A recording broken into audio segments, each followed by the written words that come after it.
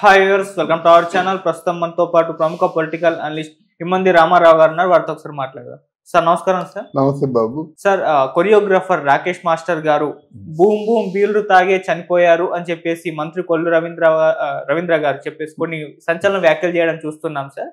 మరి నిజంగా boom boom బీళ్లు తాగే ఆయనకి ఇటువంటి పరిస్థితి వచ్చిందా? మరి ఇంకా చాలా మంది ఈ మద్యం ఉన్నాయి కదా, డిఫరెంట్ కంపెనీల ద్వారా తీసుకొచ్చినాయి, వీటి వల్ల ఎటువంటి ఎఫెక్ట్ చూపించారు ఆంధ్రప్రదేశ్ లో? దీని గురించి ఏం చెప్తారు సార్ మీరు? ఇది ఒక నాగరికతతో కూడుకున్నటువంటి విషయం కాదు, అనాగరికంగా జరిగిన చర్య ఇది. అంటే అనాగరికంగా ఎందుకు అంటున్నానంటే, పూర్వం రోజుల్లో కాపు సారా అనేవాళ్ళు. కాపు సారా అంటే కాచిన సారాయి అని అర్థం. దాంట్లో ఉన్నటువంటి ఆ వస్తువులన్నీ మనిషికి బలాన్ని చేకూర్చే వస్తువులు అన్నమాట. సారాయి కాచేవాళ్ళు, ఎంతో కాలం మరగనిచ్చేవాళ్ళు. వాళ్ళు ₹1 సారాయి తాగినట్టయితే ఆ రోజుల్లో ₹10 పనిచేసేవాళ్ళు. అంత శక్తిని ఇచ్చేది, ఆరోగ్యంగా ఉండేవాళ్ళు. ఆ సారాయి తాగిన వాళ్ళు ఎక్కువ అన్నం తినేవాళ్ళు, ఎక్కువ పనిచేసేవాళ్ళు. అంటే వాళ్ళు ఎవరు ఏం తాగుతున్నామో తెలియకుండా తాగినటువంటి రోజుల్లో వాళ్ళు హాయిగా బతికారు, ఎవరు చచ్చిపోలేదు, నిండా ఆయుష్తో బతికారు. ఇప్పుడు సైన్స్ ఎంత డెవలప్ అయిన తర్వాత ఈ లెక్కర్లు కూడా ₹10,000 వాల్యూ లెక్కర్స్ వచ్చిన తర్వాత ఆ 10,000 వాల్యూ ఆఫ్ హెల్త్ ఇవ్వాలి కదా. అలాగే ఒక ₹300 పెట్టి ఒక క్వార్టర్ కొన్నాడు అనుకోండి, అది కింద బలం ఇవ్వాలి, తర్వాత ఏమో సైడ్ ఎఫెక్ట్స్ రాకుండా ఉండాలి, ఆయన కొంచెం యాక్టివ్గా పని చేసుకుంటూ ఉండాలన్నమాట. అటువంటి లిక్కర్ని ప్రవేశపెట్టాలి. లిక్కరు ఆపేద్దాం అనుకుంటే అది అవ్వదండి. లిక్కర్ లేకుండా పనులు సాగవు. రాళ్ళు కొట్టే వాళ్ళు ఉంటారు, తాపీ మేస్త్రులు ఉంటారు కొంతమంది. అలాగే ఇప్పుడు మన స్లాబ్ వరకు వీళ్ళందరూ చేశారంటే యంత్రాల లాంటి వేగంతో పనిచేస్తే కానీ ఆ స్లాబ్ వేయలేరు. అర్థమైందా? ఈ జబ్బులు పులిసిపోతాయి. ఒక నిచ్చెనల మీదో దేని మీదో అలాగా పాక్కుంటూ బరువు ఎత్తుకుంటూ వీళ్ళు చేస్తారు. దీనికి అంతటికి కూడా ఏదో ఎక్స్ట్రా ఎనర్జీ కావాలి. సహజంగా మంత్రులు ఉన్నారనుకోండి, ఉదయం ఎత్తుతారు, మధ్యాహ్నం ఏదో అక్కడే తినేస్తారు, లేదంటే సాయంత్రం వరకు ఉండి సాయంత్రం తింటారు. ఇంటికి వెళ్ళినప్పుడు వాళ్ళు నిద్ర పట్టదు, నిద్రపోలేరు అన్నమాట. మళ్ళీ ఆ పట్టులన్నీ ఇరిగిపోతాయి కానీ నిద్రపోలేదు. అందువల్ల ఈరోజు మనం మందులు ఎలాగైతే వాడుతున్నామో ఆ లెక్కర్ను కూడా అలాగే వాడుతున్నారు అన్నమాట. అందుకే మందు అని పేరు వచ్చింది. అది వాళ్ళకి మందులా పనిచేస్తుంది. ఇక్కడ ఏంటంటే మన కొల్లు రవీంద్ర గారు ఆయన విజ్ఞప్తి ఏంటంటే దీన్ని రూపుమాపాలి. అలాగే ఒక మంచి ప్రఖ్యాత రాకేష్ మాస్టరు, డ్యాన్స్ మాస్టరు, ఇండస్ట్రీలో చాలా రెవల్యూషనరీగా ఉండేవాడు. ఆల్మోస్ట్ ఆల్ సూపర్ స్టార్స్ అనిపించుకున్న ప్రతి ఒక్కరికి కూడా డ్యాన్స్ నేర్పించాడు. ఈరోజు నెంబర్ 1 స్థాయిలో ఉన్నటువంటి మన శేఖర్ మాస్టర్ తాలూకు గురువు ఆయన, జానీ మాస్టర్ తాలూకు గురువు ఆయన, సత్య మాస్టర్ తాలూకు గురువు ఆయన. అట్లాంటి వాడు కేవలం బూమ్ బూమ్ ఆ విజయనగరం ఏదో షూట్కి వెళ్ళి వాడు వచ్చిన షార్ట్ ఫిల్మ్ తీసుకుందామని దాన్ని ఒక 19 వారంలో 19 బీర్లో ఎన్నో తాగాడంటే, తర్వాత బూమ్ బూములు, తర్వాత మ్యాన్షన్ హౌస్ తాగాడు.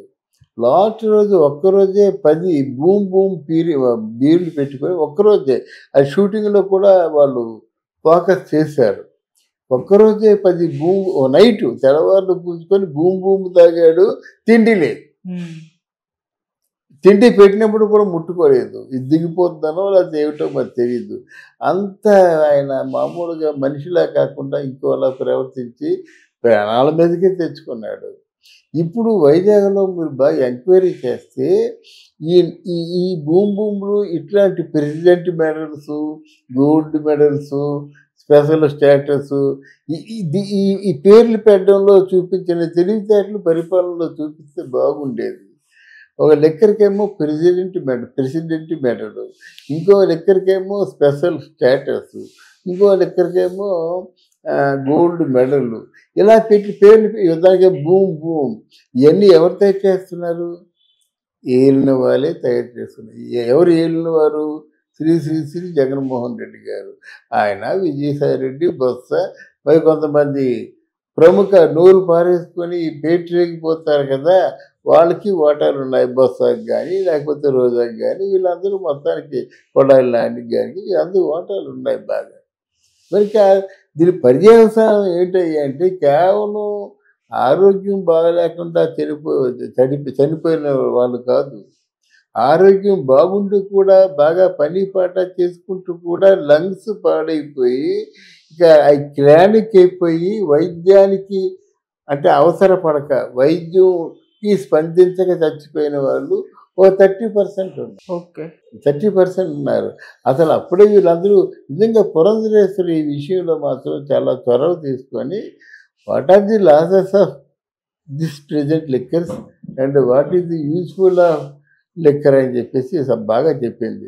రెండోది ఇంకోటి అంటే ప్రభుత్వం చేస్తున్న మోసం ఏంటంటే ఈ ప్రభుత్వ నడిపించే విధానం కదా ఇది. ఆ మోసం ఏంటంటే అది అమ్మిన ద్వారా సాయంత్రానికి ఎన్ని కోట్లు వచ్చిందో అది ప్రభుత్వ ఖజానాలోకి వెళ్ళిపోవాలి. దాంట్లో లెక్కర్ మెటీరియల్కి ఎంత అయిందో మిగతా ఆ లాభం అంతా ప్రభుత్వానికి దక్కాలి. ఆ ప్రభుత్వానికి దక్కిందేదో ప్రజలకి దక్కాలి. అది లేకుండా ఇంత బాహాటంగా విచ్చలవిడిగా అమ్మినప్పుడు కూడా ఈ మద్యం మీద 40,000 కోట్ల రూపాయలు అప్పు చేశారంటే ఈ ప్రభుత్వాన్ని ఎలా చూడాలి?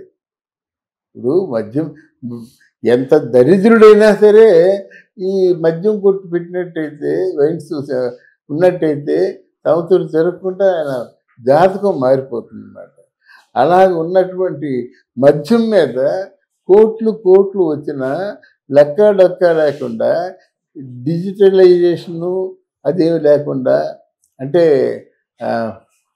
ఫోన్లైన్ పేమెంట్ ఏమి తీసుకోలేదు, ఆన్లైన్ పేమెంట్ తీసుకోకుండా పూర్తిగా నిరాధారంగా 5 సంవత్సరాలు నడిపించింది ప్రభుత్వం. ఎంత అపరాధం చేసిందండి.